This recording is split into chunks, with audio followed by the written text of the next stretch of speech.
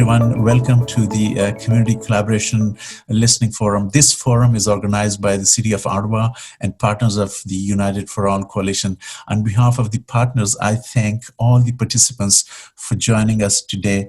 But first thing first, we'll begin with the prayer, and for the prayer and land acknowledgement, I would like to invite Elder Albert Dumas, who was born and raised in traditional Algonquin territory of Kitizan Zibi, and he is with us today. He's calling from Maniwaki, so please welcome Albert Dumas. Albert, are you there? Hello, do you hear me now? Yeah, go ahead, please. Okay.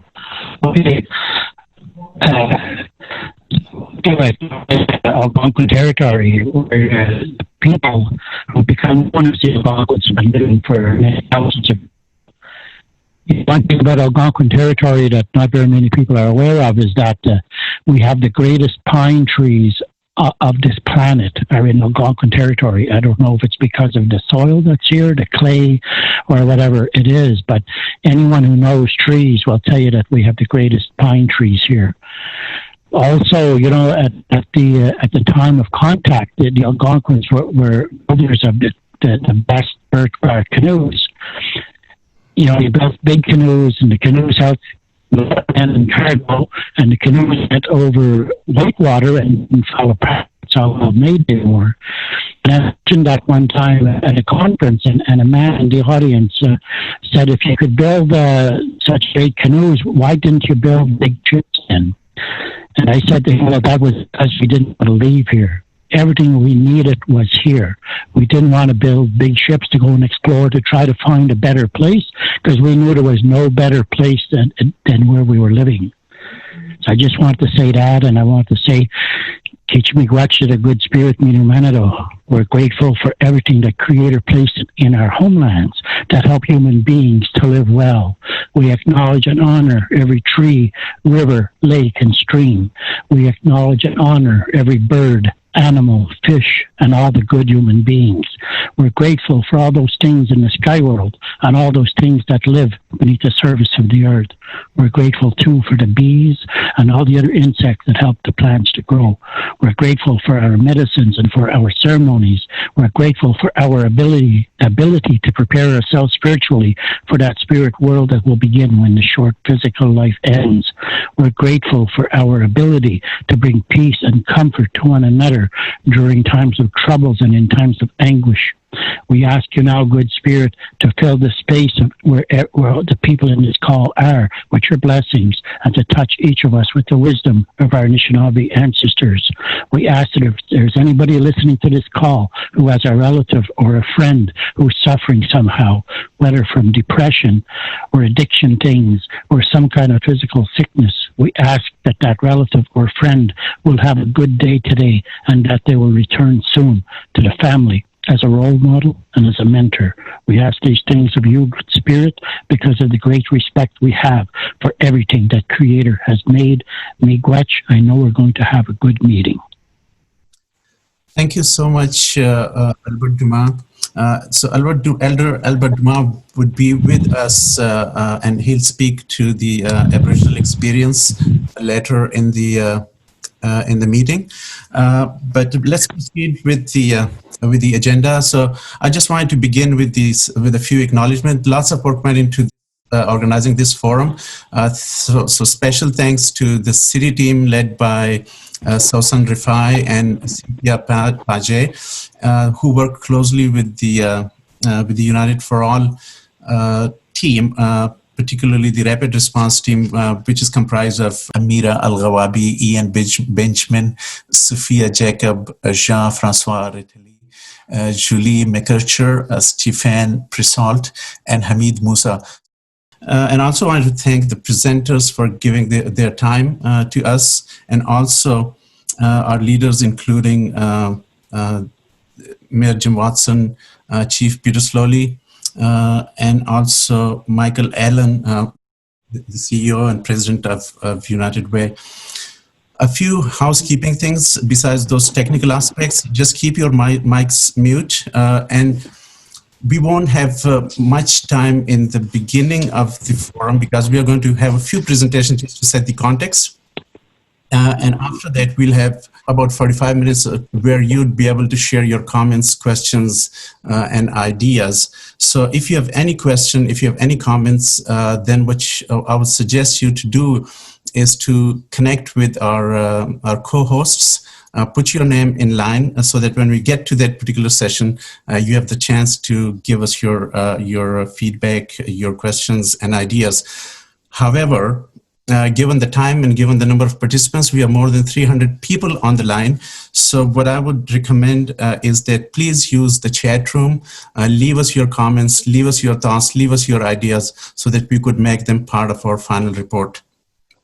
So with that, and setting the context before going to our keynote, which is Hindiya Muhammad, what I would do is I'll begin with a bit of introduction, high-level overview of the United for All, which is critical, and that's critical in the sense that in Ottawa, what I personally thought was we had three elements or entities needed, right? So we have two in place already. The third one just came on board. So the two entities, one were United for All, which is playing that convening in community engagement and the prevention role in this sphere. And then the City of Ottawa was taking, the OPS was taking the lead on the intervention, law enforcement side of things, being an interface with the RCMP and CSS and others. City was very actively involved right from the get-go. The mayor's office, also Donna Gray's team was very actively involved, but they were lacking an instrument to start working with the other two entities, United for All and the OPS work that we are doing collectively. So now they have the Anti-Racism Secretariat, and Rawlson King is with us. So he'll speak after our keynote and introduce the new staff as well. So I'll begin with the quick high-level overview of the United for All so that you have an idea, particularly around the roles and responsibilities of different entities. So this is where I'm, okay. So yeah, good. So next slide, yeah. So in terms of the United for All, just a quick background, high-level overview. In late 2016, concern for the rising tide of populist sentiment during the US election and some local incident of hate graffiti on several places of worship prompted a number of community leaders to convene, and this included the then MPP Yasser Naqvi, DG Stringer from Mayor Watson's office, the then Chief of Police Chuck Bordlow, Michael Allen from United Way, and Mark Sutcliffe. Those were the folks. I believe Alex Munter was also involved from Chie.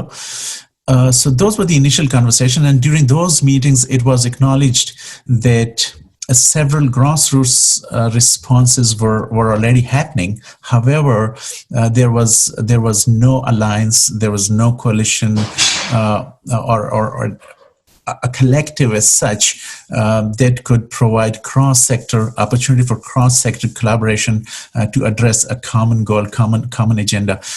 So this led to questions such as, did we need to create or nurture a common entity that celebrates, promotes pro-social behavior, diversity, and inclusion across the board, and also set themes and issues? And it was also concluded that there was a community level gap for proactively intervening to address the root causes of racism, xenophobia, extremism, up to and including gang violence and hate crimes. So there was an expressed intent to be better prepared to respond to coordinated community leadership. So this the leadership also shared an ambition to collectively determine what success might look like and to know whether we were making progress or not. So from these early discussions, United Way took the lead to convene a cross-sector collaboration. It took us a while. We conducted a mapping exercise to identify common issues. We organized several conversations to identify gaps in the way of collective response and looking into factors to focus on addressing a continuum of issues from ignorance and lack of awareness to continuation of systemic racism, intolerance, hate, and violence. So since then, what you're seeing on the screen, we have a coalition in place that's comprised of 44 different stakeholders, networks, and coalitions. And as a whole, they represent more than 150 organizations, and a table of champions where we have the mayor, we have the chief of police, Yasunaki Alex Munter, Anthony Bailey, Rabbi Bulka, and other leaders, including other elected officials. Rawlson King and Jenna says also sit there. So the most importantly, there has been an evolution of leadership and partnership between United Way and Ottawa Police on the prevention and intervention side of things, as these are the two key strategies. And with the addition of the Anti-Racism Secretariat now, I believe that the missing link of this triangle for mainstreaming hate and violence prevention has fallen into place.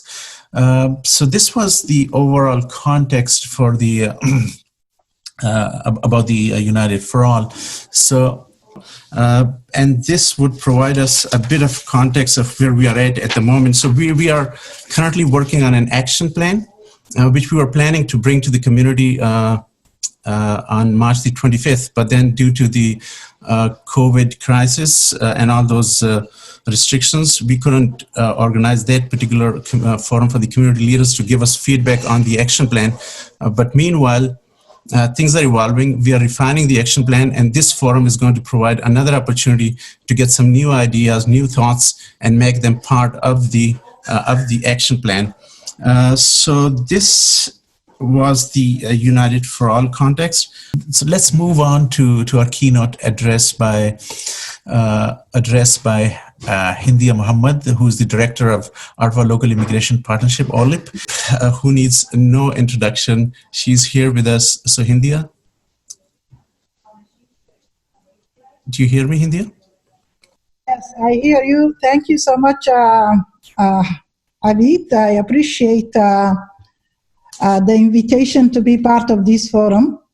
And I think our community needs many conversations to advance on the many challenges of inequities and anti-Black, anti-Indigenous, racist, systemic racism. So the time you have given me today, as I have let you know, is really quite short for me to speak to what you requested me to speak to, which was what is now being done and what is needed going forward. I don't think 10 minutes would be enough for me to cover that. But fortunately, I know you and everyone in this forum and in our partnership are interested and committed to advance the dialogue. So I know we at OLIP will convene multiple conversations to pursue our progress, both in collaboration with United for All, but also as part of our regular processes. Abid, I want to share a few slides that I have prepared given the short time we have. And if you give me a minute, that will come out. Yeah. So Alejandro, can you help her with this? Do you have the slides, Hindia, on your computer? Yes, and you have a slide sharing mechanism, which I now have, I think. Okay, good. Now you can share. Can everyone see? Not yet. Not yet. Okay. Hindia, are you using the share screen feature at the bottom of your screen? Yes. Unfortunately, we are not seeing your slides. Could you start that over? I can start that over. Just give me a minute.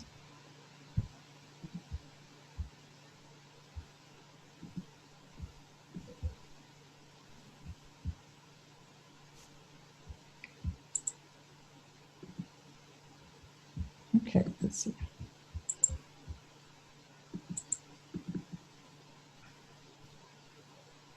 Can everyone see it now?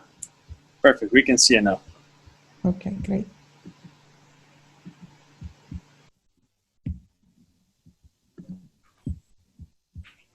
Give me a minute. I'm not navigating my screen, which has multiple windows right now. So what I wanted to speak to is based on what we have learned over the last 10 years of OLIP working, and particularly over the last 8 years, where OLIP has been focused on convening its partners to actually build from the ground up an approach for Ottawa to improve on the inequities in terms of life outcomes.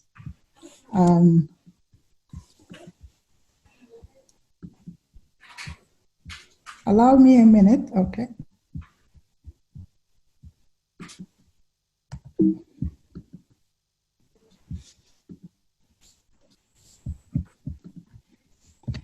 So I want to speak to three things. I want to use our knowledge driven from the last 10 years and 8 years of focused work on equity to share perspectives on what are the definition and evidence of systemic racism. I wanted also to provide perspectives, our perspectives, knowledge that exists on what might be solutions for us to consider if we want to be seriously addressing and countering inequities that we observe. And finally, share some highlights or some aspects of OLIP's pathways to progress on equity.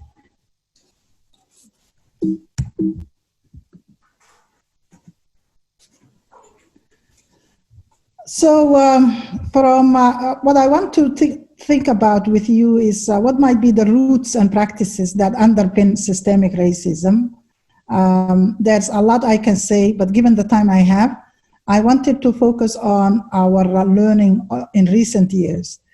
From a forum that was convened by the community in collaboration with City for All Women Initiative and the Ottawa Local Immigration Partnership, where we had 300 Black folks attend to think together about what are the challenges supporting anti-Black racism. And that forum, which was half-day forum, produced two overarching challenges where there was surprising consensus and clarity by the participants as to what are these overarching pillars that support the continuity of the status quo of anti-Black racism. And when I say anti-Black racism, the forum was focused on anti-Black racism, but it can be extended to include anti-Indigenous racism, racialization in general. And the two overarching issues are lack of understanding and insufficient understanding and recognition of what is anti-Black racism. And the other overarching issue was lack of institutional accountability and responsiveness to Black and Indigenous voices.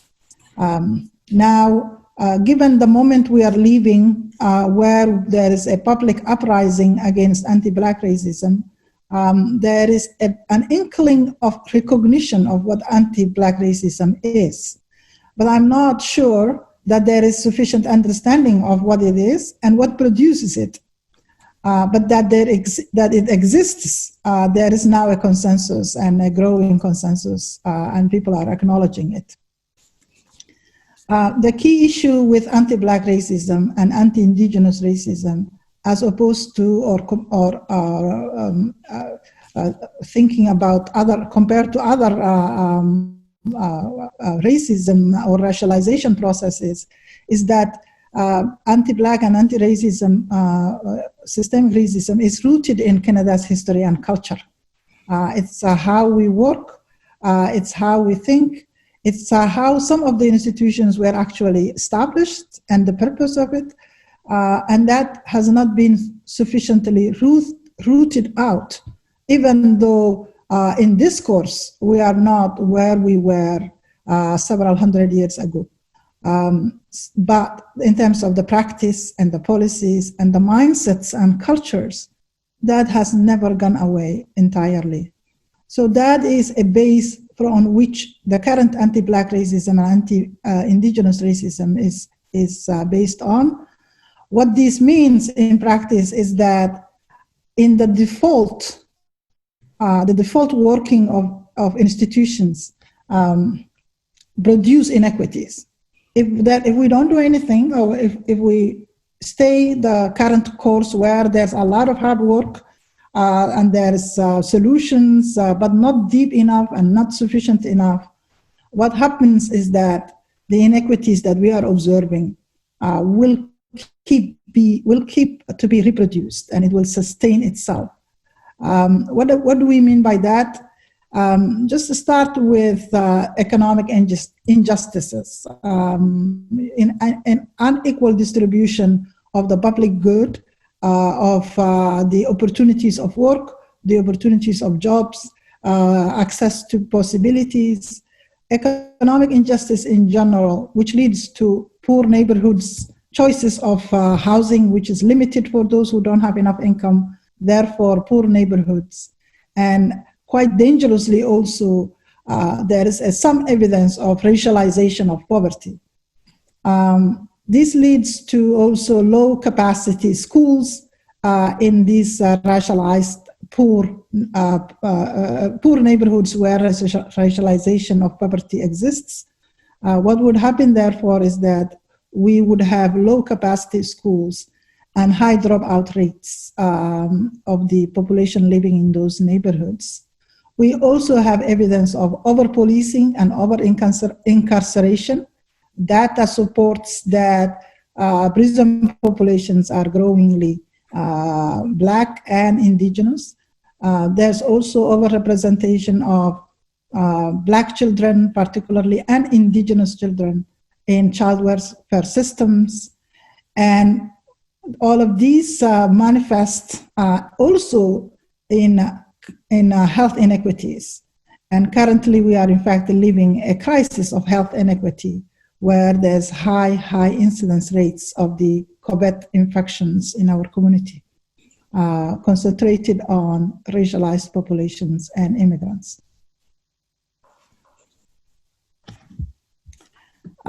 So evidence abounds. I have collected some here from all the data that was in-house. There's a lot more evidence, but the time doesn't allow me to go deep into those issues. So I won't go into the details of the wordings there because we don't have time, and I want to leave a bit of more time for interaction. So what we have, for example, is high unemployment rate among immigrants and recent immigrants and racialized populations at the rate of 3 times the rate of unemployment of comparably educated folks. We have housing challenges, access to affordable housing, which of course is widespread and it has solutions. But there's a deep experience of that among immigrants and racialized populations. There are also the current hate crimes that are recorded to be against racialized populations mostly. We have overrepresentation of Blacks. Reporting a high percentage of Blacks and Indigenous populations reporting to experience racial profiling in regular everyday activities such as going to shop, going to the gym, walking on the road, and so on. And of course, we also know from recent OPS data, Ottawa Police Service data, that the over-policing is evidenced by recent reports that show that police tend to stop Black and Middle Eastern population drivers at a rate that's a lot higher than the rate in which they are part of the drivers in Ottawa in general. These are just a selection of data. There's a lot more, and we need to be systematically collecting data that helps us understand the nature of inequities in our community. We at OLIP never talk about problems just because we want to talk about problems. The evidence we gather are focused on building solutions, and we are actively engaged in multiple pathways of solution development. Today here at this meeting, I wanted just to maybe draw from what we learned over this work and time. What we have learned is that the default working of historically rooted systemic racism can be countered, and it needs to be countered. It's not a God-given reality. It can be countered, and it needs, however, solutions that are adequate to the problem. One of the learning we have developed is that the realities of inequities are interdependent, as I have shown in my previous slide. One system produces inequities, and then it sort of continues in all aspects of life to set disadvantages that are difficult to recover. Despite so much hard work, the community is working hard, the institutions are working hard, governments are working hard, but we are not having the impact that we need. So we need to shift paradigm. We need to come up with a new grade of solution that is measured to fit the problem. One of the ways of fitting the problem is that any solution that we are advancing should be produced by inter-system collaborative leadership. This is indispensable. And that's how OLIP works. OLIP is a intersectoral partnership where leadership engagement is constantly being interrogated and also improved over time. Secondly, we need to avoid performative approaches that just ticks some list of results demanded by funders, that produces glossy brochures. They don't work. It doesn't work. We need to shift from that. We need also to avoid vague language and unclear goals, because these only serve to sustain the status quo of oppression and major inequities. All solutions that are wanting to address the challenges that we are seeing need to be accompanied by expertise that centers Black and Indigenous voices. It also needs to incorporate effective community engagement practices, because the reality is that the community is engaged and the answers are there. The answers exist within the community.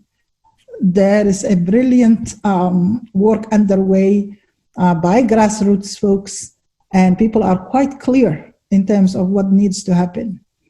But that doesn't connect with where the power and resources exist. Therefore, if we don't connect any solution we are advancing to effective and authentic community engagement, we will not succeed. You have my word for it. And also, any solution we build must build in mechanisms for progress monitoring and results, not a ticking of a performance lists and brochures.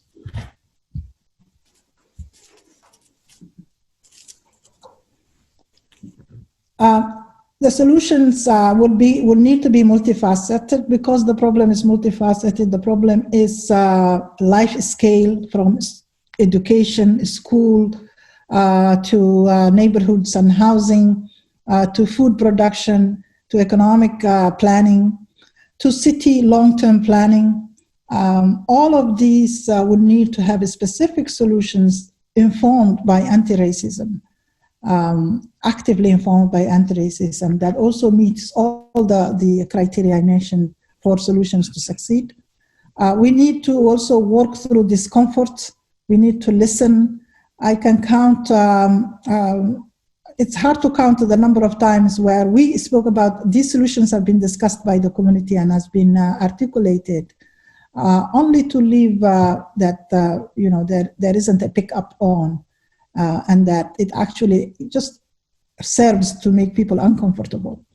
So we need to sit through discomfort and to listen to the community and to be grounded in the realities of inequities at the life scale level, at the granular level, and with the voices of the community.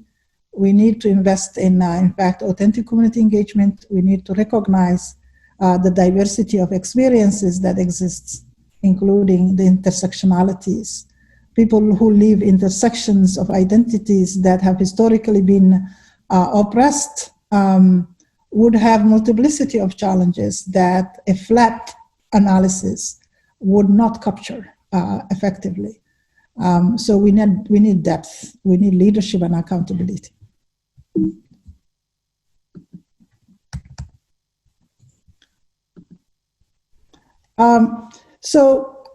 With the little time I have remaining, I want to briefly speak about OLIP's approach and also recognize that OLIP is us. Many of the folks in this call today are part of OLIP, are OLIP. They are the leaders of the solutions we are advancing. Me and my team are facilitators of community processes. And so there's good work underway. We are fortunate to count among the partnership members, City of Ottawa and multiple municipal agencies therein, such as Ottawa Community Housing, Ottawa Public Health, Ottawa Public Library, Ottawa Police Services are all part of OLIP. Settlement organizations, school boards, universities, colleges, community health and resource centers, hospitals, healthcare providers, business associations, social services, housing, researchers and academics, civic groups.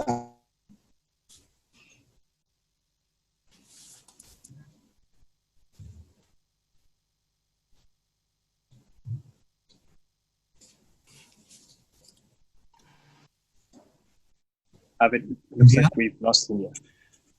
India, we probably lost you. Okay, I think we are already 10-15 minutes late in the game. So good points from her. I took some notes, but before we move forward, just wanted to let everyone know that we needed this forum to be a safe space for the participants to share their views and their comments. So nothing is for broadcast or reporting from here. Just wanted to let you know about that. And we are also not going to share any comments as such, particularly the lived experiences from the participants. So just bear that in mind. Let's go on to the next presentation, which is we engaged Sophia Jacob and Jeff from Ottawa U. This presentation is the crux of a review of the anti-racism work in Ottawa over the past 4 years, the recommendations and actions identified in the past, and the progress that has been made since then, and whatever is coming up next. So I'll just hand it over to Jeff and Sophia. Hi everyone, can everyone hear me? Can you guys hear me? We can hear you well, Sophia. Okay, great. Good afternoon, everyone. My name is Sophia Jacob, and I'm the Equity and Diversity Liaison with Councillor Rawlson King's office. Today, I'm going to be presenting with Jean-François Raté. He is an assistant professor with Ottawa U. We are also both members of United for All Coalition. We serve as part of the Rapid Response team. Jeff and I have prepared this presentation. It is a contextual overview related to anti-racism work here in Ottawa. Before we start the presentation, I would like to thank all of the United for All Coalition partners, members of our Champions Table, grassroots group that do this tremendous amount of advocacy work in this space day in and day out, and the community at large. This forum is an opportunity to see what has been done and also chart a path forward with actions that can be taken immediately. So Jeff, if you can go to the next slide. Yeah, you should see it now. Okay, great. So just quickly, these are the latest incidents that's happened maybe in the last 3 years up to today. So if you look, it's been the anti-Black racism. So it was the graffiti on the church, as well as at a community member's home. We had COVID-19, and we had anti-Asian community racial slurs and a lot of mischief in those areas. So Jeff, go to the next slide. You should see it now. Yep. So what we reviewed are 7 reports and documents published between 2017 and 2020. We had OLIP, Cowie, Somerset West Health Community Center, and Social Planning Council. We also reviewed Rawlson King's letter to the City of Ottawa Police Board, and we have other documents that we reviewed from the province and federal governments. The main objectives were recommendations made for the city and its jurisdictions, actions, programs, and initiatives launched in Ottawa over the past 2 years, and we identify what remains to be achieved and discussed, and to discuss a way forward. Jeff, the next slide. Yeah, so in the PowerPoint that we will share with the participant, probably through the United for All website, we have tried to identify, based on OLIP and Cowie as well as Somerset report, recommendations that were put forward to address systemic racism and racism in Ottawa. Some recommendations were made, as India explained, toward the city. For example, the official acknowledgement of anti-Black racism and other forms of racism, their impacts, including on mental health, and what institutions can do to address it. We will not have time to go in every aspect of the recommendation. They are very well explained in the report did by OLIP and Cowie and Somerset, but we found that it was very important to have them on a PowerPoint accessible to people, where we do a summary of those elements. For example, with regard to the City of Ottawa, we also discussed about engaging with Truth and Reconciliation Commission's call to action, a framework that were established by the United Nations, as well as having corporate initiative about employment, about training, about anti-racism. But those elements also apply to social services and mental health. I know we're going fast with the slide, the time is limited, but you'll be able to look at them by yourself later on. So recommendation that were made was also that social services needed to address and analyze and acknowledge the impact of systemic racism at several aspects of life, as India mentioned, to acknowledge and address the barrier that racialized community face, especially for people facing multiple forms of marginalization, as women, as minorities, as racialized minorities, and also the importance of create coalition for promoting Black people and racialized communities' voice and leadership as part of the solution. As India underlined, it's not only about shiny PowerPoints or shiny brochures, it is about actions that can be taken by the community for the community. There's a lot of elements that can be identified, from creating safe space for authentic and open conversation, for healing and learning, as we're trying to achieve here. The analysis of policy structure that address racism on a daily aspect, as well as addressing white privilege, white fragility in our community, but also elements connected to policing, connected to barriers within our education system. So several elements are identified in those reports, leading us to summarize what we have seen in our city in the last 3 years. Many of the partners of the United for All Coalition has sent us initiatives that were made across the city, from workshops organized by Equity for Us and action planning sessions that are active for the community, neighborhood stakeholder groups, as well as online virtual anti-racism events. India has identified also what Equity Ottawa and OLIP has done recently, including the creation of a roadmap and a collective plan that we have discussed rapidly here. Youth Ottawa have engaged in programs dedicated strictly to racialized youth, helping them to achieve full potential and provide them resources, as well as providing data and analysis on inequities and inequalities within our city. Abid has discussed in detail about the initiative made by United for All about the Ottawa Local Action Plan and the various initiatives within United for All.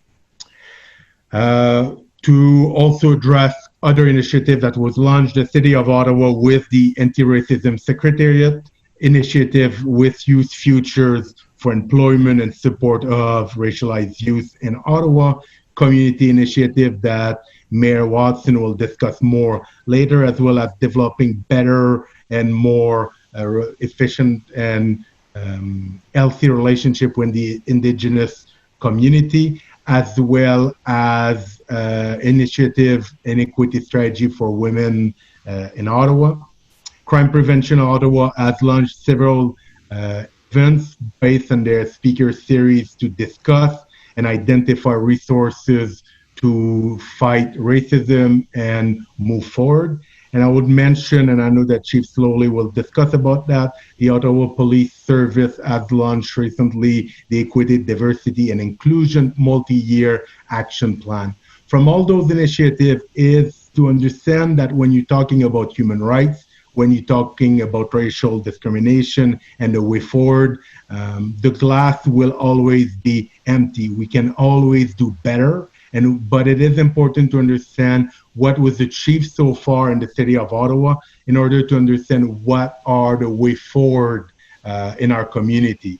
So we can see in this slide, we try to identify 4 points that underline points that were within OLEP and CAWI report, including to be more accountable to racialized community in Ottawa, create safe space and support for authentic dialogue, to collect and make publicly racially disaggregate data about COVID, about other elements of inequalities and discrimination, as well as creating coalition, including United for All and other coalition, to promote support for the Black community and other racialized community to voice and develop leadership within Ottawa. And now I'll move to Sophia to discuss more about what we see as way forward with regard to racism and anti-racism in Ottawa. So as Jean-François said, next steps is on our way forward. Rawlson King wrote a letter to the Ottawa Police Board on June 22nd, and in the letter, it noted some great investments and some great points. So it was social investments, supporting and developing of early interpretations to mitigate the disproportionate harm that Black, Indigenous, and racialized people experience through their contact with the justice system. Communities to address systemic causes of crime. He also addressed mental health crises in the city, mobilizing mental health, crisis intervention, and engaging youth, a youth strategy. Councillor Rawlson King has been talking about a youth strategy for at least 10 years and charting a way forward for our youth and racialized communities. Also, on our next slide, we have increased diversity in our municipal workforce, better hiring systems and better hiring practices within our municipal workforce, to develop policies to examine and address colonial legacies, stereotypes, and existing privileges and advantages within our institutions and address that. Create accessible, culturally competent, peer-designed, example like community-designed public education sessions for racialized communities. To engage with citizens, people want to be listened to and heard whenever they're talking about, this anti-racism work and how they've been racialized in racialized communities, how we have been systemic racism hits us hard. And when we're trying to chart a way forward, we want to be heard by our community and by our political leaders. Can you go to the next one, Jeff? Yep. Improve community engagement and accountability, initiatives to educate dominant groups, We also have development and implement initiatives that target racism in the school system. Next slide.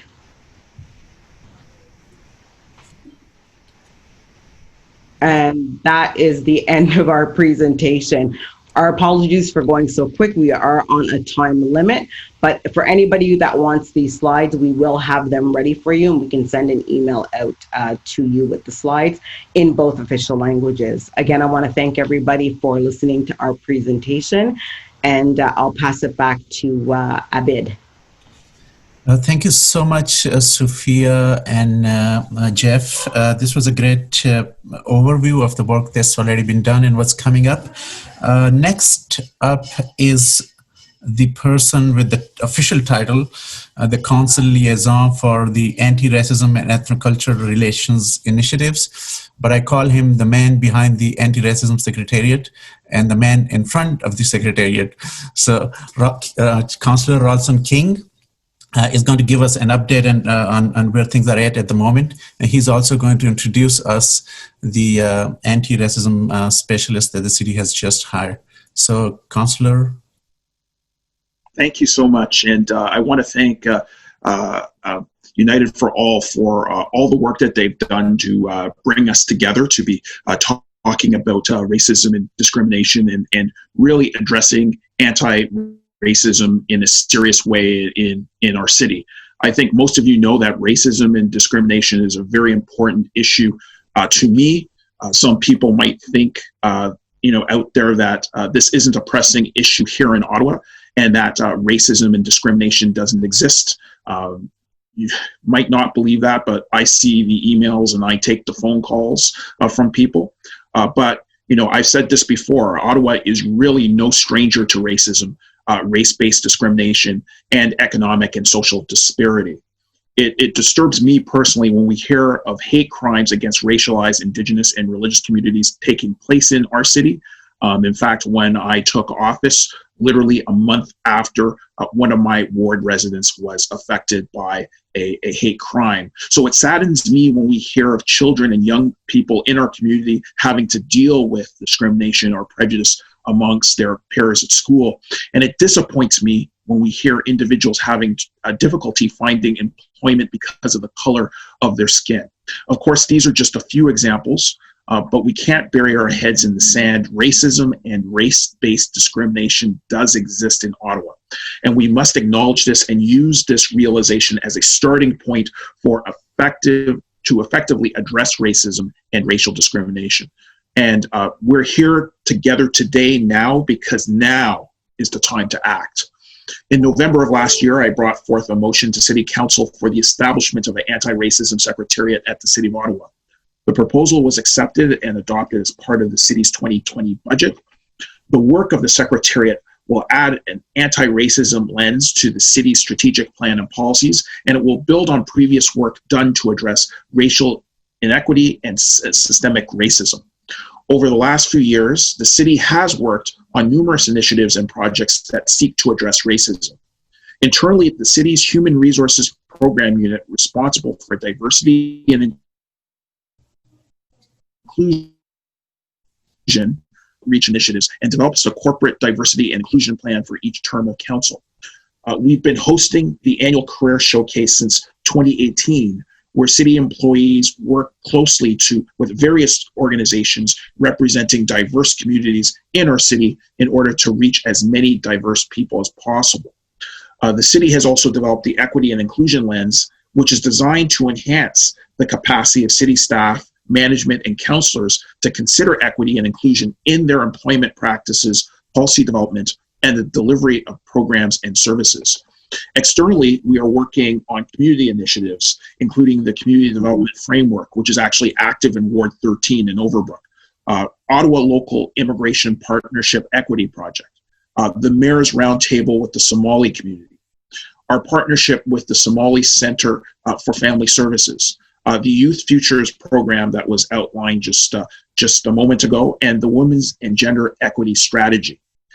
We also have Indigenous relations as another major area of focus.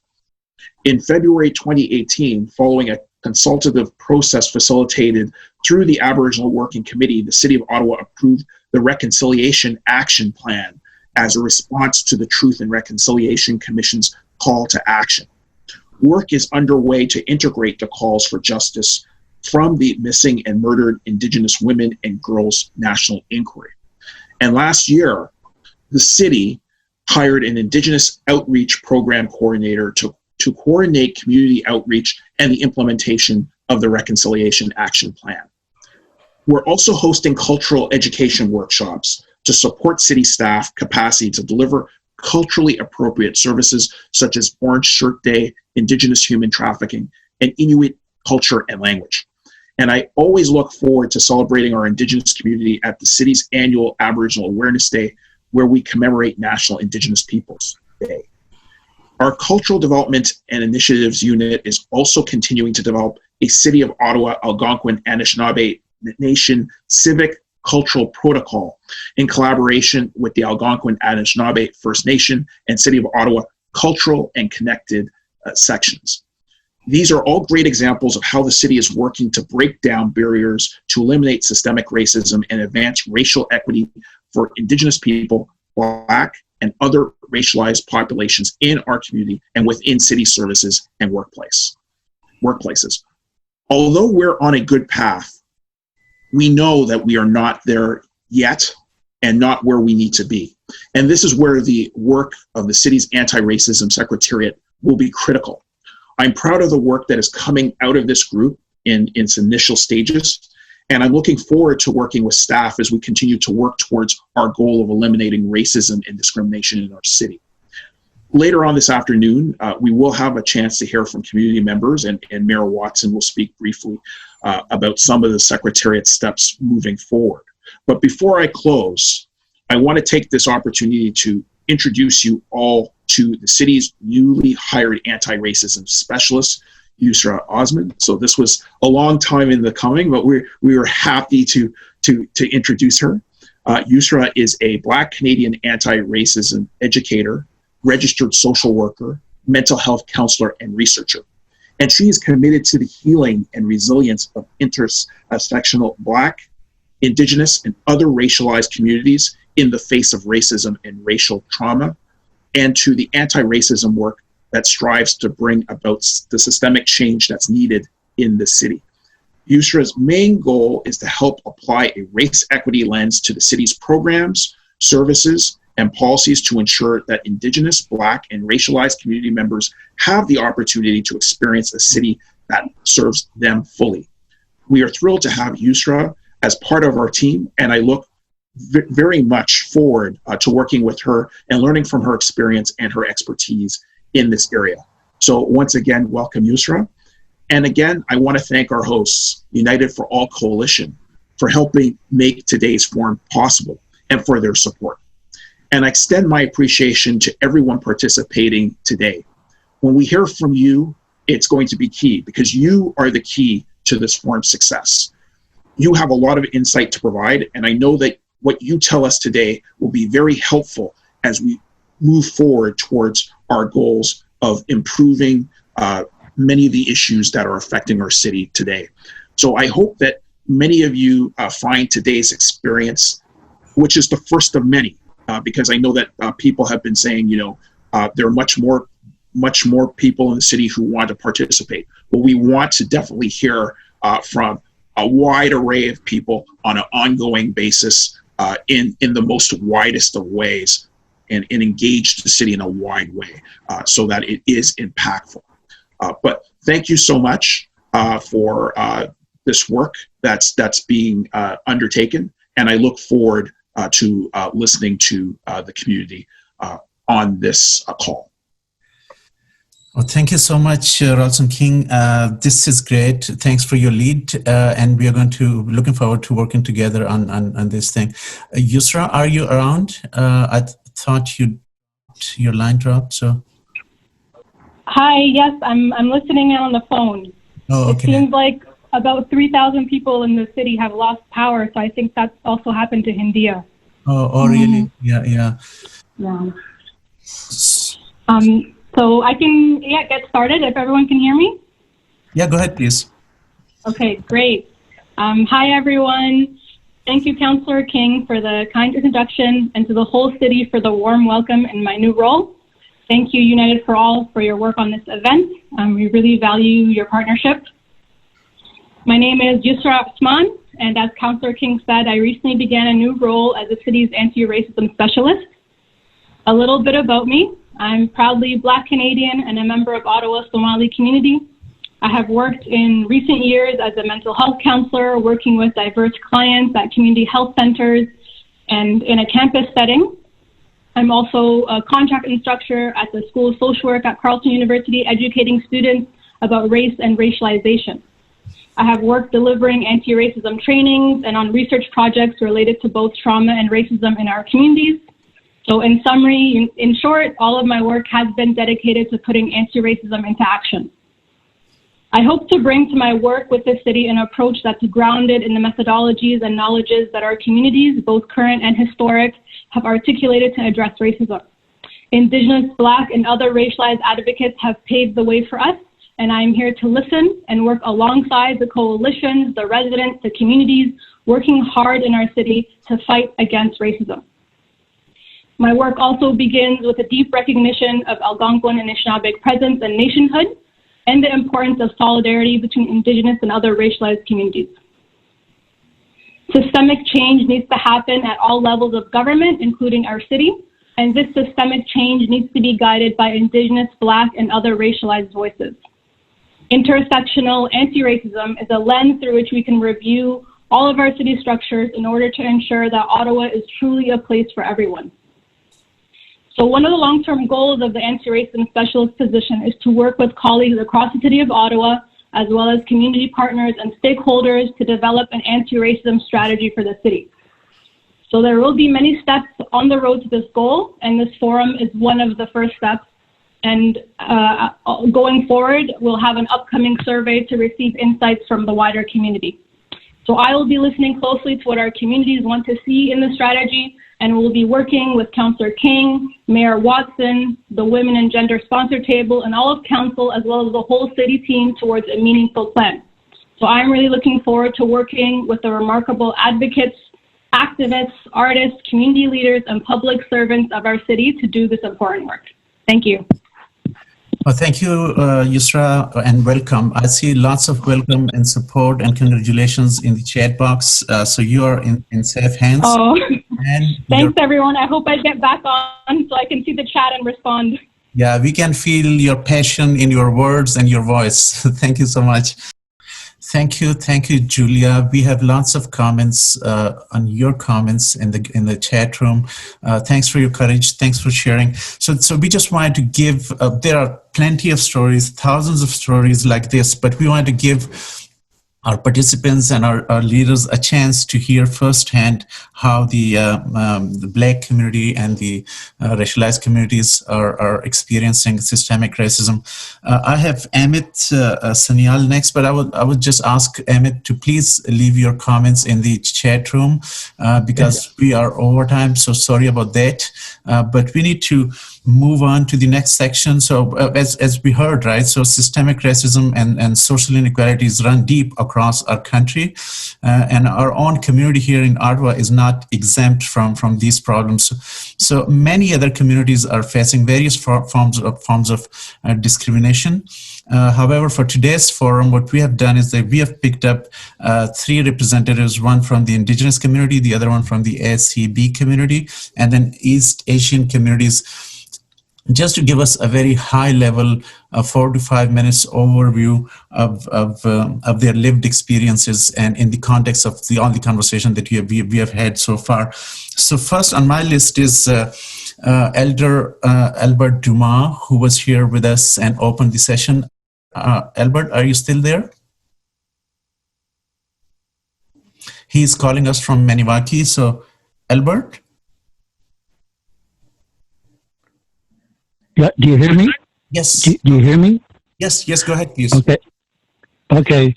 I want to say right off the bat, I guess, that back in the 1950s, when my family relocated from Kitikan-Zibi to a town in Pontiac County, that some of the people in the town came at night and told us, shouted at us to go back where we came from, even though we were right in the heart of the Algonquin homeland, where Algonquins had been living for many thousands of years.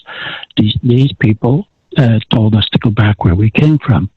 I didn't understand it back then, and I still don't understand it today. Why people would hate or want to drive out the Indigenous peoples of this very resource-rich and great country.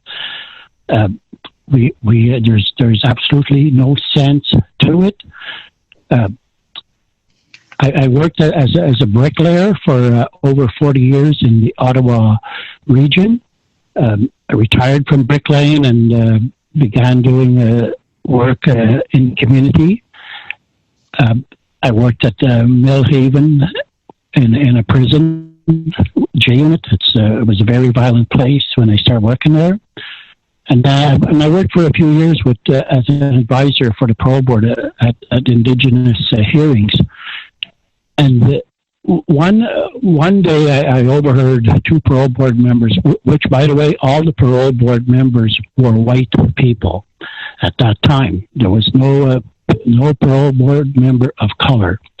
But one day I heard two parole board members speaking, and both of them were white men. And one of them said to his friend that he would like to see the government of Canada give $100,000 each to every Indigenous person living on the reserve to make them move away from the reserve. And he said it would cost a lot of money, but it would be worth it to end those damn reserves. That's what he said to his friend. On another occasion, I heard a parole board member say to his buddy that out of contact with Europeans, the Indigenous people, so-called First Nations, were pretty much throwing rocks at each other or butchering each other with stone axes. So right away, I walked across the room to where we're talking, and I confronted.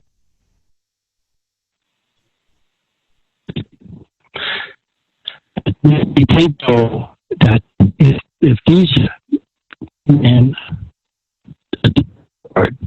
have such ideas in their minds, exist in the minds of many people in Canada who are in positions of authority, whether they're police officers or was a teacher or a doctor in an emergency room or whatever the case. That harbor superiority complexes.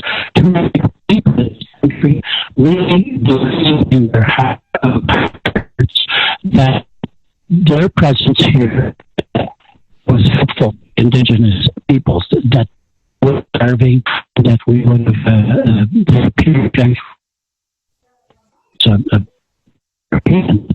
too many people in this country that white people are superior to everything. If somebody's got a lead, it should be a white person that does it. This is something that I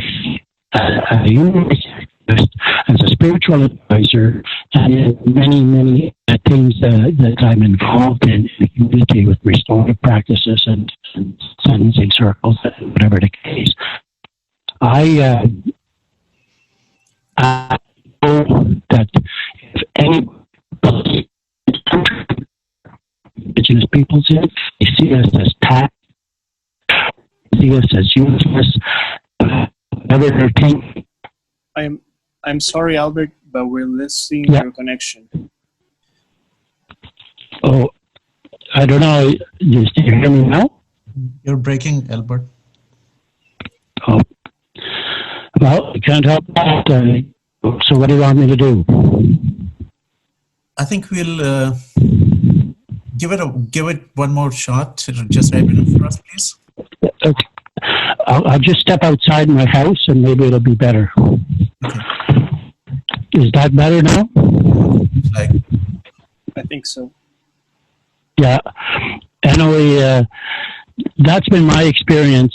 It's if people in general get that idea in their minds that they are superior to somebody else who's beside them, well, then they should know at that time that they need help. That's not normal thinking. We cannot, have the inner Trump alive and well in people. We have to understand that we're all Canadians, we're all pulling together, and that whenever we start thinking that we're superior to that person next to us, there's only going to be trouble forthcoming. So I think I'll just close with that, because, if the line is not clear, well then, okay, but that's my view, and I hope it was helpful. Thank you so much. Thank you so much, Albert Dumas. We appreciate your session for us and for sharing your experience as well. Thank you again. So now it's 2:40 now. So the challenge that I have at the moment, the mayor is, he has another appointment at 3 o'clock. So what I would do is I'll give Richard Sharp a chance to give us his comments. That will take us to 2:45, and then we'll let Mayor Jim Watson a chance to speak at 2:45. So Richard, are you there? Yes, I am. Thank you very much, Abid, and thank you all for participating on this event. I will echo what my good friend Hindia said earlier in her presentations, that 5 minutes is not really enough, but I'll do the best with what I have. I also wanted to recognize what the comments from Julia Longhorn with respects to her experiences of anti-Black racism within the city and civil service, and some of the work that I'm doing is with the Federal Public Service, where we ended up creating a group for Black employees within the Federal Public Service to address anti-Black racism and work with the departments and agencies and deputy heads and unions to try to tackle this in real terms. Certainly feel for you. It's important to have supports, and if you don't have them within your institution, you basically have to make them yourself. I'd like to say that I don't speak on behalf of all African Caribbean and Black communities. There are many. There are more than, I think, 38 organizations in town. I can say, though, that we've touched almost all of them in the work that we do with the 613-819 Black Hub. Robin Brown and I and Lise Pascal have been working tirelessly over the last little while to try to address issues with regards to policing, education, and healthcare. I guess what I'd like to do is not repeat a lot of what other people have said. I think Hidia gave you all a really good backgrounder on racism, anti-Black racism, and how it impacts on us as citizens, and also impacts on the city in terms of its reputational damage and whether or not people actually want to be here. I think these kinds of things poison a community in terms of racism, and this session is one of those ways in which we can support each other in growing a city and growing communities that eradicate and deal with anti-Black racism and other forms of racism head on. I did want to speak a little bit about some of the direct things that I know of that has impacted us with respects to things like COVID-19 that amplified the inequities and the lower health and other indicators, health outcomes and other indicators that directly impact our citizens and have been even before the crisis. The fact that in this country, half of the healthcare providers that have died from COVID-19 are Black, and another 25% are from other racialized communities is an indication of why we need some really specific protective measures for those communities, because they bring the virus home to their families. And the hotspots that we have in our communities in Toronto and other places in Montreal have direct correlation with the fact that there's sometimes this institutional indifference to supporting our communities when they need it most. Over-policing, especially during COVID, is something that we've raised. We can't have our citizens being punched out by bylaw officers for walking through parks with their daughters. It's unacceptable in this day and age. And I'll talk to some of the things that we can do as a community and as leadership of the city to make sure those things don't continue to happen. When we go for healthcare, we receive unequal health treatments. Many of our people speak to going to hospitals and being told that we are just there seeking drugs. And that old adage that people may not know about black don't crack, that we look younger and stronger than we actually are, and that those issues around health provision and not getting care because of these kinds of stereotypes has impacted us even before COVID-19. Housing and homelessness, again, attributed to some of the social ills and behaviors of maybe members of our community has a lot. These are societal issues. These are not just people acting badly. There are reasons why, and there are institutional reasons why, and historic reasons why we are in the state that we are. 20% unemployment within the black community is twice that of the rest of the population. So we need an institutional response to this, and to Hindia's point about measurable processes, measurable initiatives, strategic plans that include community partners in development.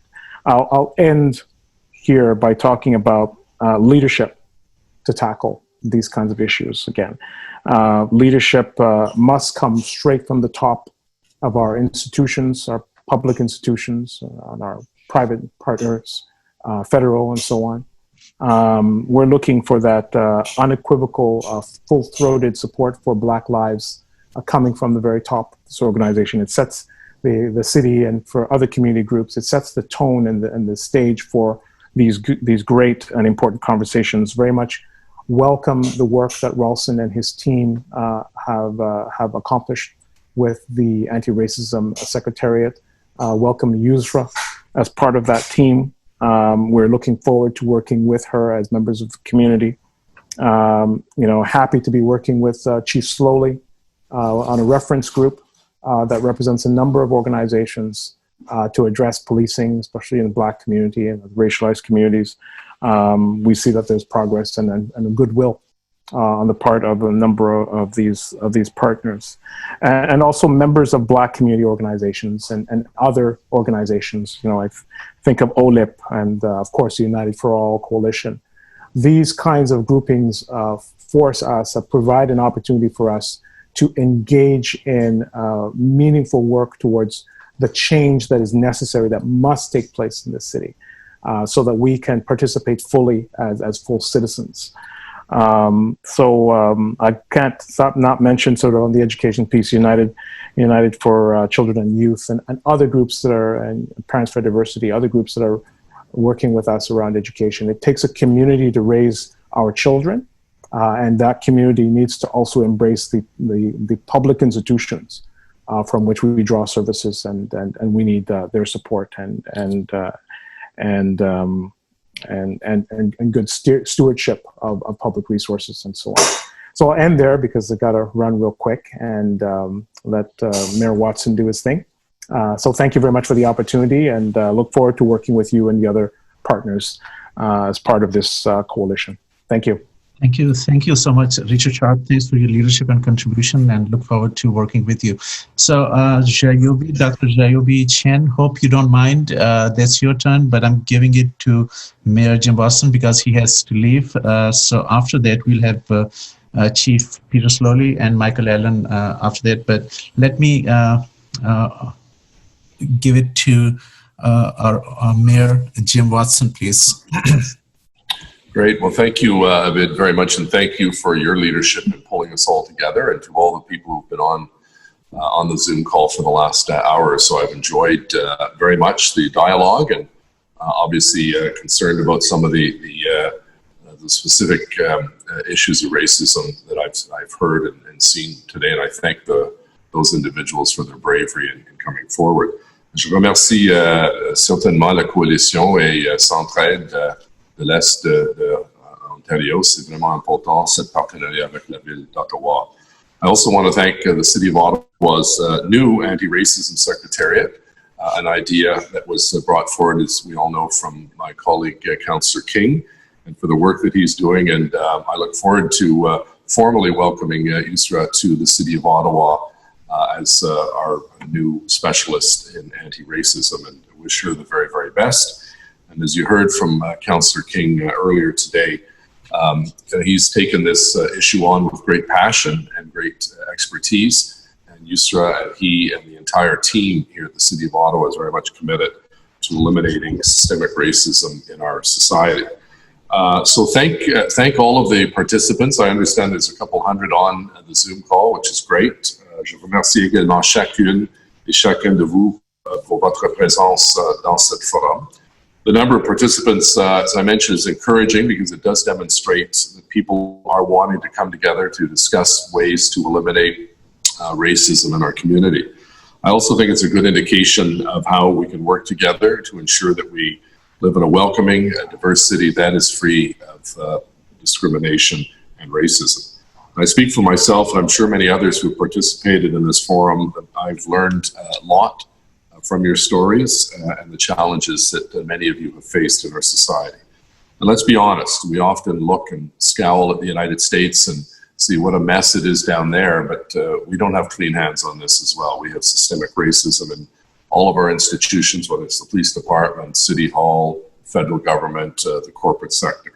And that's not right, and we've heard that loud and clear, obviously, from many of the participants, and I thank those individuals for trying to cram what probably more of a 30-minute presentation, India, into 15 minutes. It makes it very tough for you to get all of your messages across, but you did a very, very good job. Much of our Canadian identity is rooted in diversity and inclusion and multiculturalism, and we often think that racism, whether it's systemic or overt, doesn't exist in our country or doesn't exist in our city. Well, we know, of course, that's not true.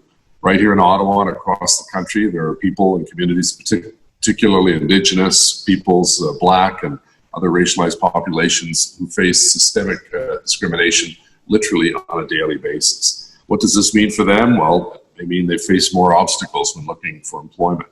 It means they're just not treated the same way in the justice system. Or perhaps it means as young children they feel ostracized by their classmates in school. It's also common for these groups to face major disparities when it comes to socioeconomic status and health outcomes. That's well known and documented. Is this reflected in fair and equitable treatment we pride ourselves on? I think we can recognize that it's not, and that we have much more to do. Well, what is the solution? The solution is going to start right here at the local grassroots level, working with all three levels of government, working with the not-for-profit sector, the private sector, and municipalities certainly are going to play a role and will continue to play a role in eliminating systemic racism. Les municipalités ont un rôle à jouer. Cities like Ottawa, the nation's capital, our second largest city in the province, have a responsibility to make sure all residents benefit equally from municipal policies, services, and programs. We also need to ensure that we create equal employment opportunities in order to create a diverse workforce. I'm pleased to say, and we've heard some of the challenges facing a lot of organizations, but this is a positive signal. The City of Ottawa has been recognized as one of Canada's best diversity employers by Media Corp Canada. And our work with Equity Ottawa has been highlighted along with the work we have done on programs such as Youth Futures and Diversity Cafés. But we know that there is more work to do. Nous savons aussi qu'il reste encore beaucoup de travail à faire. We're committed to breaking down barriers to eliminate systemic racism and advance equity for Indigenous peoples, Black and other racialized populations in our community and within city services and workplaces. As you heard before from Councillor King, our anti-racism secretariat that was approved unanimously by City Council in the budget just several months ago has been hard at work. Just literally, we hired our new specialist just a few weeks ago. And we know that work has to be done, and it's not just Rawlson, and it's not just Yusra that's involved in this. There's a whole team that is working with our other colleague, Teresa Kavanaugh, for instance, who's our gender equity, women's and gender equity specialist and council liaison as well. So I want to thank the United for All Coalition. We've come a long way from that meeting in our council chambers not too long ago. I know Yasser Nakvi was very much involved in that, and Michael Allen and Mark Taylor and Abid and so many others. I also want to extend a big thank you to everyone who participated. This is a big time commitment out of your schedules for the last 2 hours. Et je veux remercier la coalition ici pour tout, pour votre bon travail, non seulement avec cet forum, mais dans la communauté pendant les derniers mois. So it's critical that we have the opportunity to hear your stories and provided Indigenous, Black, and racialized residents with the chance to share information so we can learn from your experiences. As I mentioned earlier, we have learned a lot from today's forum. I certainly have. We appreciate your input and willingness to be open and frank with us. So where do we go from here? Well, the stories and ideas you've heard today are going to be very helpful as we move our anti-racism plan forward. We're going to use what has come out of today's event and obviously more dialogue over the course of the next several months to help us shape a public engagement strategy. And the strategy will include focus groups with community members, online engagement, as well as a survey. The survey will be available soon, so watch for updates and communications on this initiative. Le lancement de ce sondage aura lieu bientôt, so watch for that. And all of us are working, obviously, with the goal of developing a corporate anti-racism strategy here in the City of Ottawa, which would be a first for us in this municipality. The work of the Secretariat will also add an anti-racism lens to our city's strategic plan and policies, and it will build on previous work done to address racial inequity and systemic racism. Again, in conclusion, I want to say thank you very much. Thank you for accommodating my schedule. I have to go to a meeting about one of my favorite topics, LRT, in just a few moments with the new presidents of RTG and RTM. But I've enjoyed the last hour and I guess almost 2 hours really of dialogue and feedback from members of our community. Alors, merci beaucoup encore pour l'occasion. Thanks again to Rawlson and the team, and Danielle McGee from my office, who's Director of Community Relations, will remain on for the last 5 or 10 minutes as I head to another room for a meeting. So thank you very much. And again, Abid, you've been the driving force behind this. I see your enthusiasm every time I see you or I see you on the screen. You've done a great job pulling us all together, and I very much appreciate the sincerity and dedication and passion you bring to this role, and of course the great work that United Way of Eastern Ontario is doing. Thank you. Merci. Thank you, Mayor Jim Watson. Thanks for your leadership, and thanks for the commitment to addressing the disparities. I love that part of your speech when you spoke about the disparity and the commitment to address them. So thank you so much. So let's move on to Dr. Jayobi Chen before we give mic to Chief Peter Slowly and then Michael Allen after him. So Dr. Jayobi Chen, she is representing East Asian communities. She works at Carleton University, a professor there. Dr. Jayobi, are you there? Yeah. Yes, I'm here. Thank you, Abid. I want to start by thanking all the speakers that have gone before me. What you said have really been powerful and moving and full of wisdom and energy for carrying on the anti-racism work. I also want to thank Abid and the United for All, because the Chinese Canadian community has been faced with very challenging racism issues, and often I feel very lonely, but through you I feel like I have found a home for anti-racism activism, so thank you for that. What I'm going to say today is based on my experiential knowledge and also my community engaged research in collaboration with Ottawa Chinese Community Service Center. I want to start to note that I feel we need to do more. We feel very lonely, and And on the one hand, obviously, I think the Chinese community need to do more to reach out. We are often too quiet about the problems that we experience.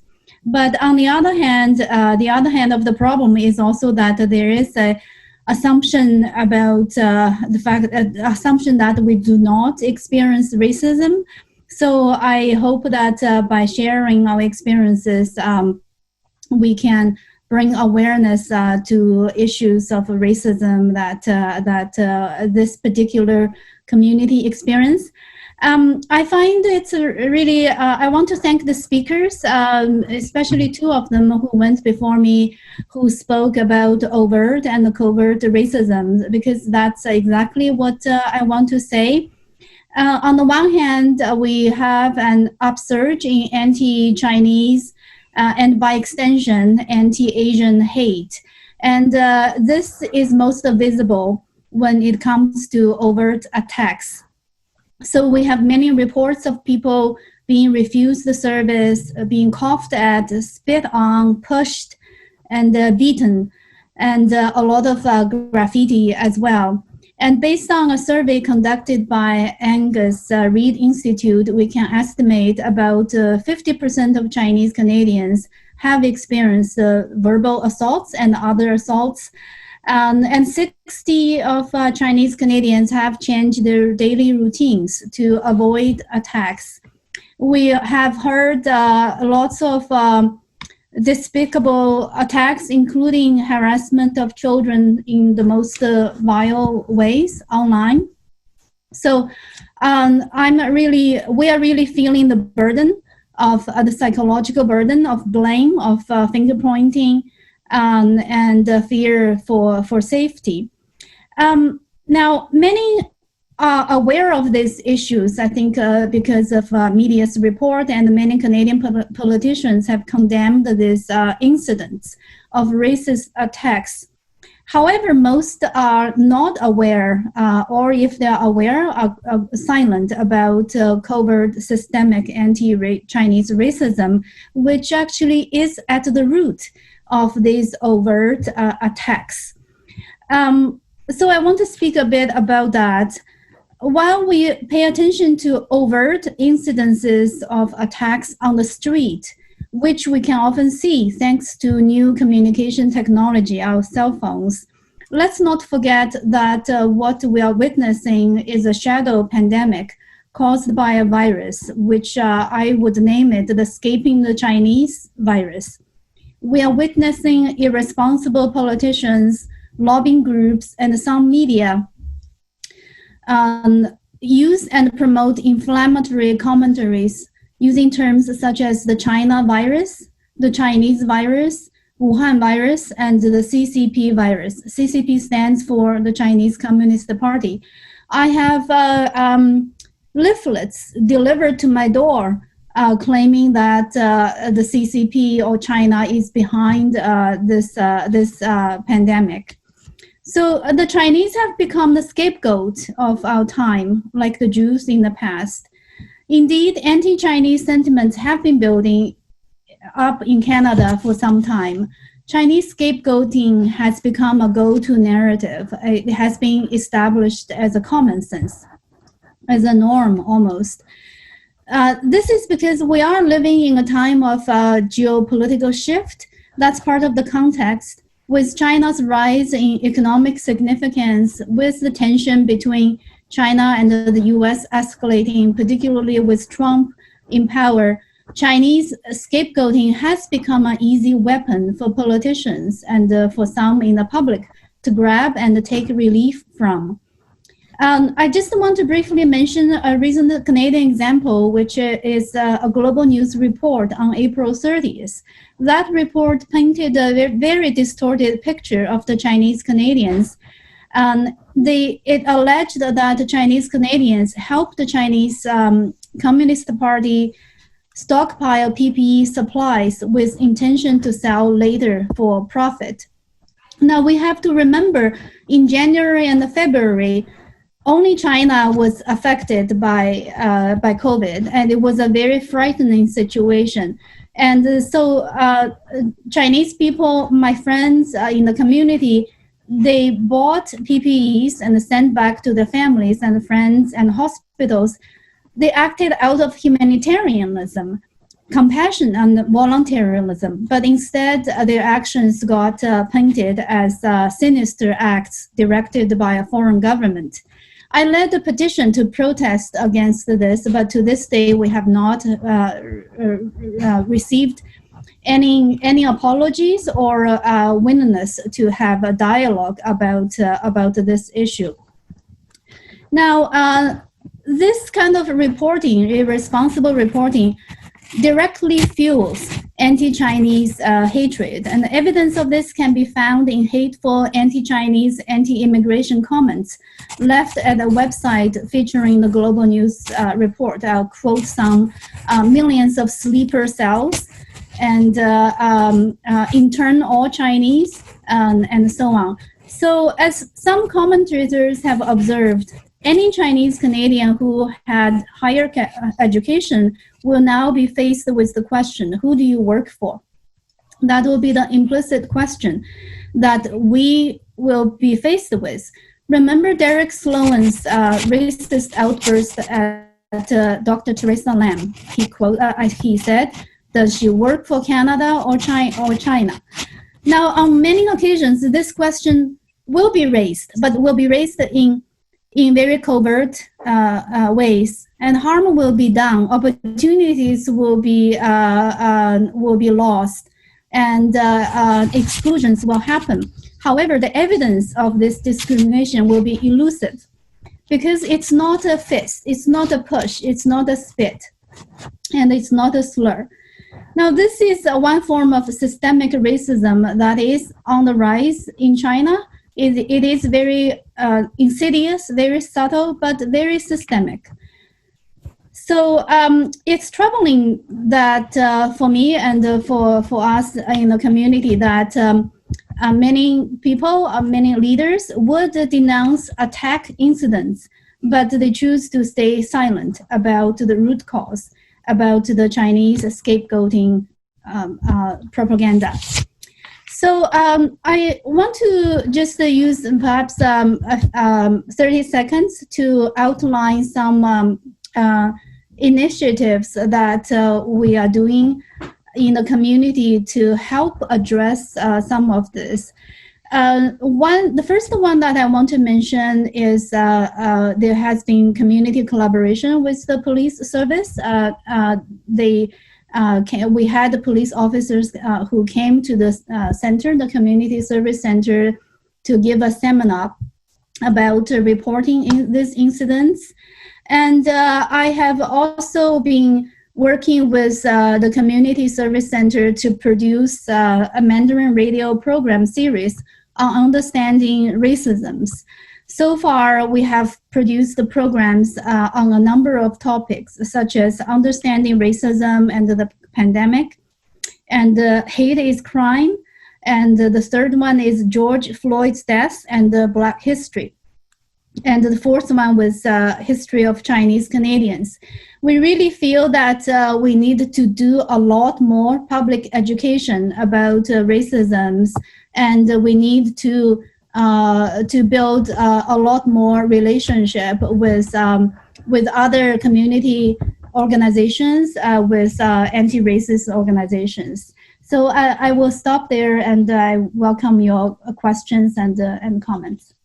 Thanks so much, Dr. Jayobi.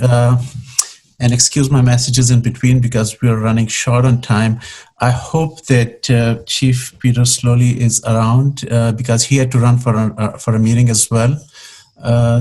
Chief, are you there? Yeah, hi, Abid. Thank you. I'm sorry for the delay, but you can imagine 260 people and so many presentations. Sorry. No need to apologize. I wish we had more time for listening than speaking, but you asked me to provide some comments, so we have other members of the police service who can continue even as I leave, and they will report back to me the content that I missed in the last few minutes, but I've been here from the beginning and grateful. First of all, I want to thank you, Abid, and the United for All Coalition for putting this on. And I recognize there's a lot of participants, many people who couldn't speak, others who were speaking had to be rushed to try to allow for more opportunity. Nonetheless, this is an important opportunity. I'm also grateful, took a lot away from my listening and learning here, but particularly Dr. Hindia Mahmood. Her validation of and perspective on the interdependent institutional inequities, that everyone is working hard but not necessarily achieving the right outcomes. That if we're going to tackle this, that in her wisdom and experience, the best practice is an integrated system, intersectoral collaboration. And you've heard me on many occasions talk about the community safety and well-being plan for the City of Ottawa as one of those ways to significantly change the way that public safety is addressed in the city in a much more collaborative and intersectoral approach, collaborative approach, and one where the community has a much larger role in leading those changes, designing those changes, evaluating those changes, and continually improving those changes, and one where the police are only a support role and not the leadership role. And I think Hindia's comments validated my faith in that legislation and my faith in the city to bring that to fruition as it relates particularly to policing, more broadly to community safety and well-being. I also want to recognize that systemic racism exists in policing, in the Ottawa Police Service, in the justice system, as well as in the other institutions that Hindia referenced, the economy, healthcare, social services, to name but a few. I have a complete speech that I provided to the Steering Committee on Public Safety and National Security on July 24th. I repeated that full content at the public board meeting, which is available on YouTube on July 27th, just yesterday, for those who would like to hear my full commentary on that. My next area is to congratulate Councillor Rawlson King for his courage in pushing for the anti-racism secretariat, and of course the Mayor and Council for supporting that, and welcome and congratulate Yusra for her role. Looking forward to working with her, and hopefully she can help us with our internal efforts at the Ottawa Police Service. Last but not least, I want to recognize the efforts that the Ottawa Police Service has been making. We are attempting to do our own institutional change by changing our culture, our operations, and our organization of the Ottawa Police Service. Again, I went through that in detail yesterday on the Ottawa Police Services Board public meeting. That's available on YouTube for people to review the full presentation. Specifically, the Equity, Diversity, and Inclusion Action Plan, which has been posted, I believe, by Hamid Musa in the chat area with the link to it. Again, it's available for those that want to have a deeper dive. That is being guided by our Community Equity Council, which is made up by a number of subject matter experts from our local community, but particularly representing our Black, Indigenous, and racialized communities. And they're very much involved, again, in the design, implementation, and evaluation of all of our efforts around the EDI action plan. My last comments is we are listening, we are learning, and we are changing. Obviously not fast enough for everybody. And there's a fierce urgency outside in the community. I can tell you there's a fierce urgency inside the police service. Much has been done, and much more needs to be done. Sessions like this will advance our efforts and hopefully convince others to help us in our efforts. So thank you very much again, Abid, and I'll have to sign off at this point. Well, thank you so much, Chief Slowly. One thing before you leave, I've been working with three chiefs so far, from Chief Bevan all the way to Chuck Barlow, and worked very closely. And I was thinking that no one could match the commitment to the community level social services work as Chuck Barlow, but you have surpassed them. Your passion, your commitment, and your support is unmatched, honestly. Thank you so much. Thank you to everybody who's participated. Bye. All right. Thank you so much, everyone, for holding on until this time. It's 3:13. We still have more than 207 participants. And last but not least, we have Michael Allen, the CEO and President of United Way. So for being the last person speaking, Michael, I'm going to give you the opportunity to wrap it up for us to do my job as well. Thank you. Well, that's very generous of you, Abid, and thank you. I'll try to be brief, but nevertheless cover what has been seemingly a 2-hour span that has gone by so quickly with so much in it. The mayor said that he enjoyed the meeting, and I must confess, I'm not sure that's the only emotion I felt as I participated in listening to all of the stories. It was, yes, enriching, but there were some pain points throughout this as well. I felt some anger and frustration. I felt some courage, of course, and certainly an overwhelming sense of humility. So I want to thank you all for the contributions that you've made. When Abid, who has received many accolades today and before, and I'm going to offer him another, first brought this to us in the context of a response that he first referred to of a meeting that we had with Yasser Naqvi and Rabbi Bulka and a number of other community leaders. He felt that he could undertake an effort to pull together under admittedly a broad, but nevertheless a single umbrella to try and deploy the efforts of the community sector and those who address issues of hate and violence to try and focus our efforts as a community. And I think he came back to me about 3 years later saying it was the hardest thing he had ever done. And I consider Abid to be one of our strongest community developers. And I can see why he had that challenge today. There were at one point, I think, close to 270 participants, a broad array of perspectives, many of which have touched me personally. I know that my surname, Allen, which is the Welsh spelling, doesn't easily reveal my racial background, which is of a mixed marriage. And Dr. Joby, I can't tell you how much I appreciated your articulation of the loneliness that the Chinese community feels. My mother was a member of the Chinese community before she passed away in Winnipeg, but she always felt a great need to assimilate and integrate, because that's what the Chinese do. And that was even more compounded with a mixed race children. And I now face that same challenge. My daughter was, I think the mayor said that we often compare ourselves to the United States, and we can do so dangerously and falsely so to think that we are superior. But I can tell you that I speak every day to my daughter, who is married to a black young man, and she herself, of course, is of a mixed race, and they have had our first grandchild, Mila, who is of a now mixed race.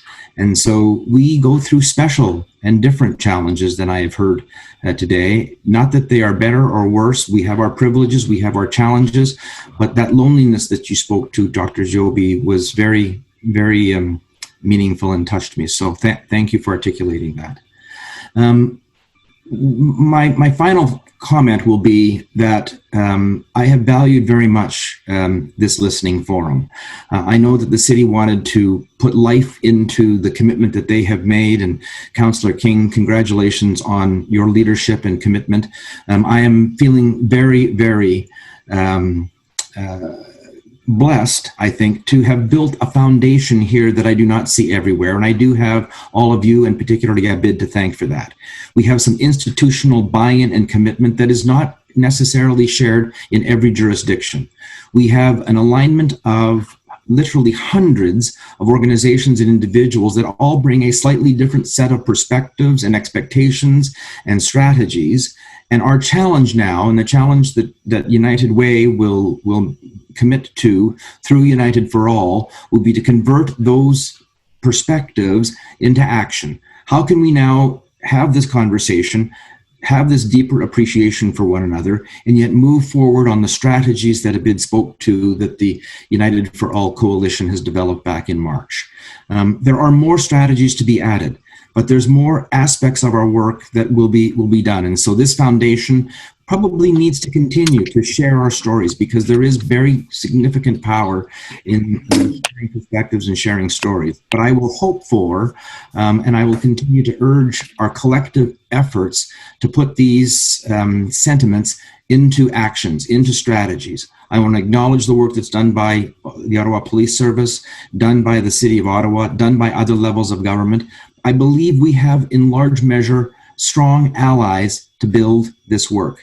The challenge for the community sector is going to be if we can organize ourselves in such a way that we can equally contribute strategically, successfully, concisely, and to calibrate that effort appropriately for all of us. That will not be an easy task, but I welcome the leadership from all of you who have been on this call and look forward to our work continuing in the days ahead. Thank you, Abid, for again today, and thank you for all for your attention. Thank you, Michael. Thanks for your kind words and thanks for your support. Folks, we are 19 minutes past our regular time. In a nutshell, I was supposed to be wrapping this up, but Michael wrapped it up in a few words that we need to convert our perspectives and our ideas into action. And what we would do is we'll capture all these ideas, turn this into a report, and then share with all our partners at different levels to see that how can we build strategies around these ideas. And there were a few questions posted in the comment box repeatedly asking that what next, and is this going to be the last conversation opportunity? So we are going to create more opportunities so that we can build on the community strength and their views. So please stay tuned for that. I just wanted to thank all the folks which are working behind the scene, the translators, the sign language folks, all the technical support, and also want to thank the city's team who has been working closely with our Rapid Response Committee. So we'll be in touch. Stay tuned. And we'll take it further from this point onwards. Thank you, everyone, for joining us today. Thank you, Abid. Take care. Bye.